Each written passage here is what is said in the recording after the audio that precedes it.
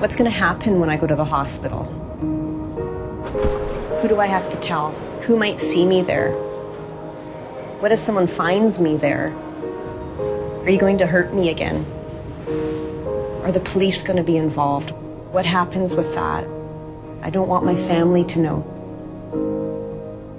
These patients have very unique needs.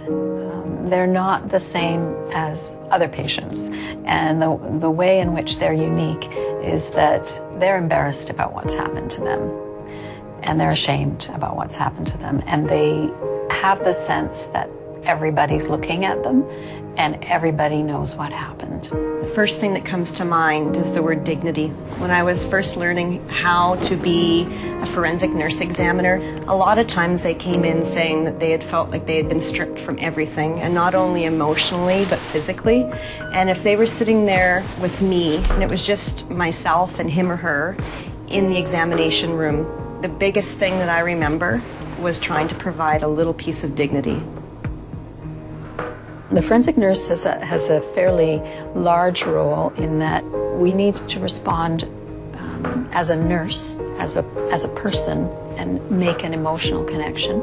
But she has another hat to wear.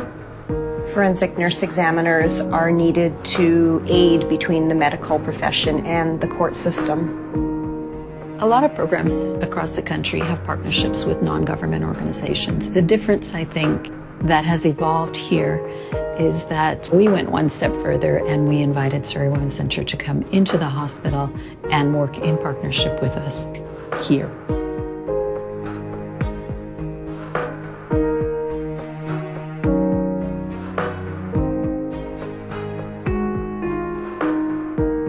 I had done about 100 cases prior to the S.M.A.R.T team partnering with us, so I have a really great way of balancing between the two, and it is like night and day having S.M.A.R.T involved in the care for our patients. As soon as we involved support workers from Surrey Women's Centre, we felt as nurses relieved in some way.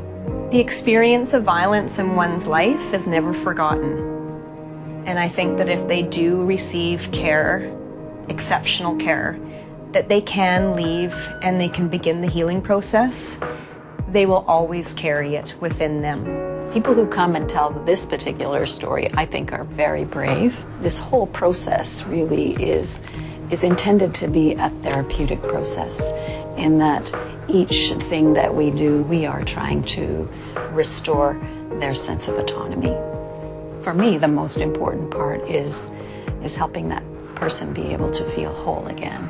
I love everything about my job. I love that I eventually could possibly go to court and professionally describe everything that happened in this room that could potentially aid that person that's come in for help.